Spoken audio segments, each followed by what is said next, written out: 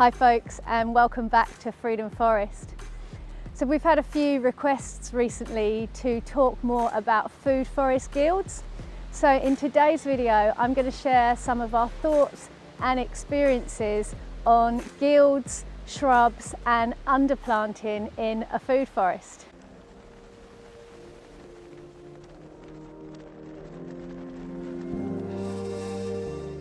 Welcome to Freedom Forest, guys.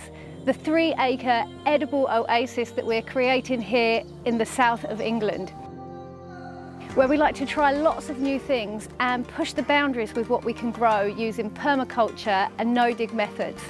Absolutely no chemicals, weed killers or synthetic fertilisers, just what nature provides. So what is a guild? A guild is a group of plants of different species that have been planted together that may benefit and support each other. Very much like polyculture or companion planting, but I guess guild is permaculture's term for both of these things. And you can get pretty technical with your planting strategy if you would like when it comes to guilds, making sure you include things like nitrogen fixers and mineral accumulators and plants for biomass and plants for bees. But all of this can seem a little bit overwhelming, especially at first. Well, at least it does sometimes for me anyway.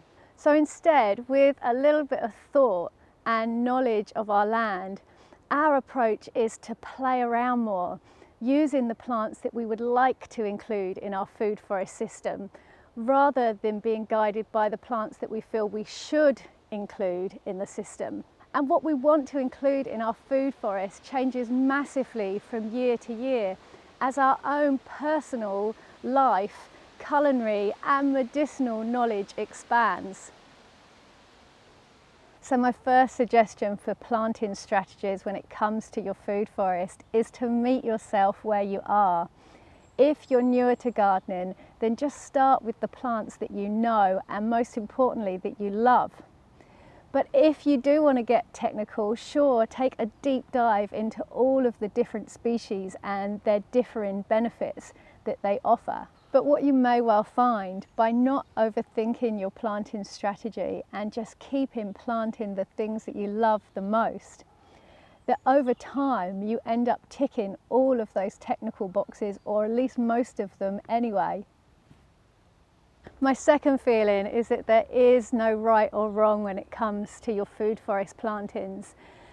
Our food forest is by far the most changeable and experimental space of all of our gardens.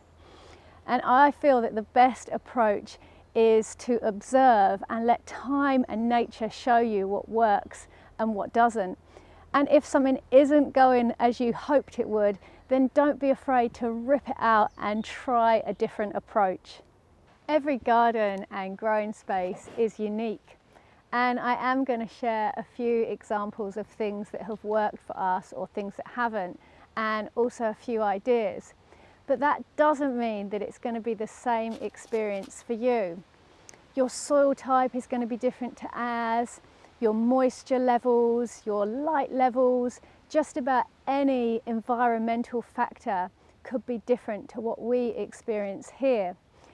So it is very much about finding what works in your own garden, as always. And again, I just feel that the best method for learning is trial, error and success. So now that our main tree and shrub layer is established, I'm turning my focus this year to underplanting with support species. And now this may seem a little bit backwards, being that they could have gone in at the same time as the trees, but this is just the way my learning has unfolded. And so last year we had lots of spare elephant garlic cloves left. So I went round and pushed a few elephant garlics next to all of the tree trunks. And I'm also going to be underplanting spaces like this with chamomile this year. Both of these things offer antibacterial and antifungal properties for the trees. And also when they're left to flower, they then offer benefits for all of the insects, and they also offer a beautiful display for us and also a harvest. One thing to note though when underplanting your trees is to make sure that you do leave enough space to move around underneath your trees when it comes to harvesting your fruit. And also put a little bit of thought into light levels. So for example, I will make sure I plant more of the chamomile on this side of this tree because south is this way in our garden. So if I plant it on the north side, by the time this tree is come out in full leaf, the north side of the tree is going to be a lot shadier. I'm also focusing on adding a lot more flowers to our food forest this year. It started last year when I got into adding lots of roses, and this has worked really well. They offer so many benefits and also a beautiful harvest as well. And you can see here we've got a rose and chives and rosemary and strawberries and also yarrow and a few brambles, which I do need to remove, all growing together in a guild. But I'm going to come back to the yarrow and share more on that one in a minute. So this cherry tree here offers a few examples of things that are working and things that aren't working so well. So you can see underneath here we've got this lovely clump of chives, and they're going to be offering protection to the tree, like I was talking about earlier, with antibacterial and antimicrobial properties. And it works well because chives come up early in the spring before the tree is in full leaf, so they're getting lots of beautiful sunshine right now. We've also got strawberries planted around here that are working well in the full sun areas. And we've got some thyme, which is good at this time of year, but when the tree comes out into leaf, this clump of thyme here struggles because it's not getting enough light where I've planted it a little bit too close into the tree. And then down here I've actually got a salvia, and that salvia is in the wrong place because I've planted that on the north side of the tree, so there is less sun. It needs to be planted this side of the tree so that it gets more full sun even when the leaves come out. And you can see at this time of year why it would be quite easy to make these kind of planting mistakes, because it looks like you've got loads of space and loads of light around all of the trees. So it is a good idea to actually plan more of your plantings when the trees are in full leaf and look at the spacing you've got then, which, as you can see, is something that I've been learning as we've gone. We've also got an Elaeagnus, which I only just planted at the back end of last year, a little bit further away here, so hopefully that one will get good light, and Elaeagnus is a good nitrogen fixer. So one thing I've noticed about positioning is when I plant perennial kales closer into the trees and almost under the canopy, over the course of the year they actually grow a lot better and stronger and get less eaten by birds and insects compared to if I plant perennial kale out in the open in the full sun, which you would think it would like more. And I think some of that is because maybe the birds and insects don't see them as much when they are under the tree canopy, or maybe where they're mixed with all the other plants. Again, the companion planting methods mean that they just don't get noticed as much. And the other thing I have noticed with this same thing is that actually if we have a really hot summer, the kales actually do really appreciate a little bit of shade from the trees. Underneath this apple tree here, we have an absolute mat of comfrey which grows. Now you can't see much of it at the moment because it is only just starting to come back through for the year. But comfrey is an amazing mineral accumulator because of its deep tap roots. It also is a great plant to grow for chop and drop to give back to the soil, and its flowers are loved by the insects as well. And it also can be used medicinally, so this plant is really stacking lots of functions. Now, is it by chance or by design that this particular apple tree, out of about 5 that we have in this food forest, always fruits the most prolifically for us. Strawberries are another thing that have worked really well for us in the food forest, but more so in the early years. The first year that we planted this food forest up with strawberries, when it was quite young, we had them absolutely everywhere. We had so much fruit, we didn't know what to do with it. But now, over time, as our canopy has got bigger and closed in a little bit more, the strawberries only work well in our full sun areas. And we're noticing that the alpine or woodland strawberries that we also have in here are starting to creep in a lot more into the shadier areas and actually take over. So we are finding those varieties a little more invasive. They do still offer fruit, and both still do offer a great ground cover, but we would prefer to have more of the common strawberry that we know for harvesting their big juicy fruits in late May and early June. Okay, so a couple of things that haven't gone so well for us over the years that we have learnt from, but you may have a completely different experience with these plants. So I mentioned about yarrow earlier that we still have a small patch of down here. When we started our food forest, we had 2 small pots of yarrow. One we put in this area here and one we put over here. And over the next couple of years, the yarrow spread so much, it completely took over this whole area that I'm standing in now. So much so that we basically had to dig over and dig out as much of the yarrow roots as we could.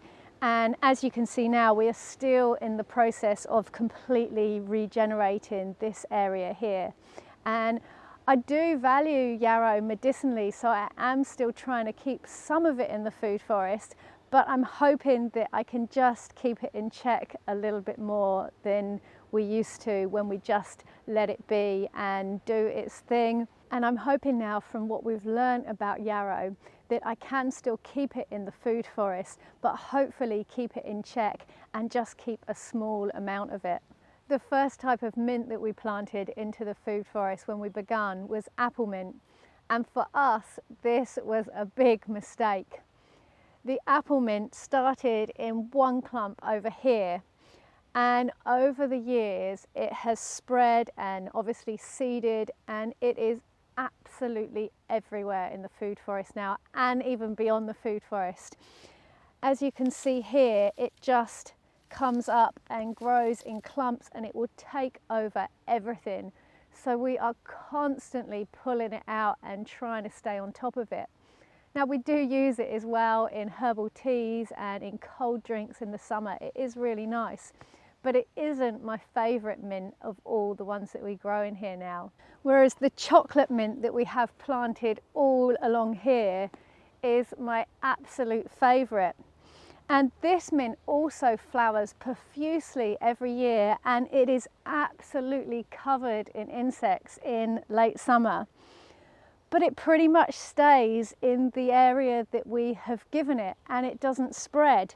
So it just goes to show how 2 plants that are in the same family can be so very different in a garden. And like I say, that may not be the same experience you have with these 2 plants in your garden.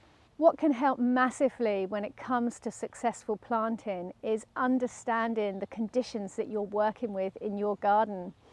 So for here, for example, for me, I absolutely adore rosemary, but it struggles to grow in our moist, rich clay soil because rosemary would much prefer rougher, drier soil conditions.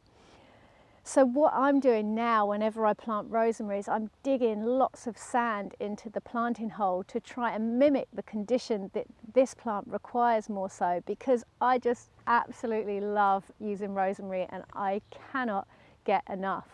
And blueberries grow really well for us here because we have naturally slightly acidic soil, which is the growing conditions that they like. So we're growing loads of blueberries now and adding more in because we absolutely love blueberries too. If you've been following our food forest for a while, you may remember that we had a big josterberry here in this space last year.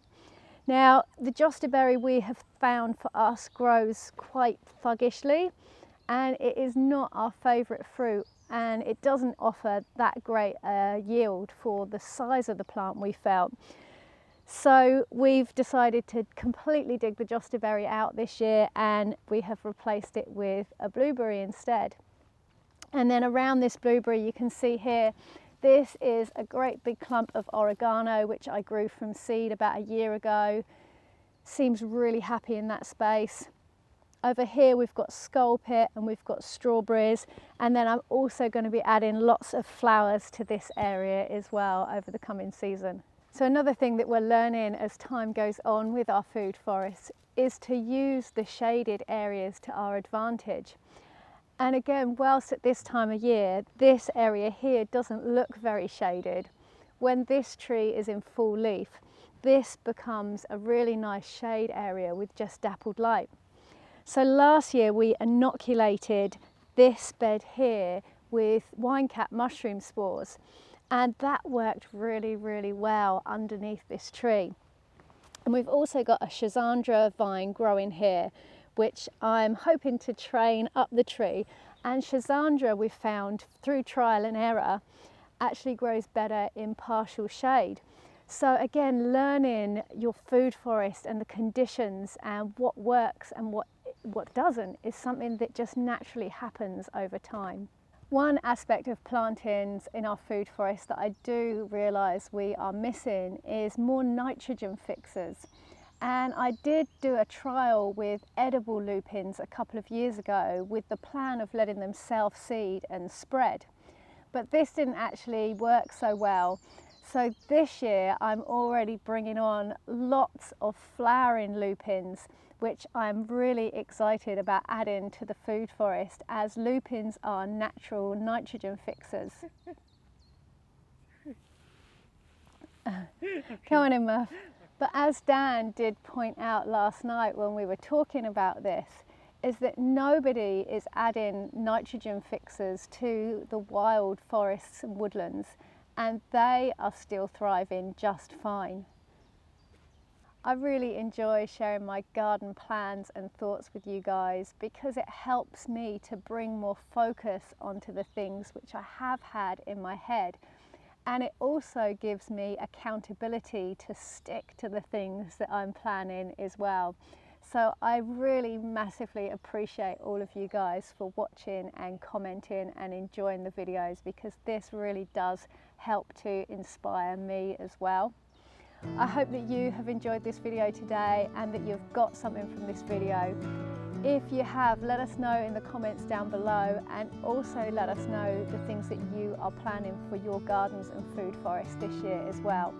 Thank you so much for watching, and we will catch you here again soon. Peace and plants.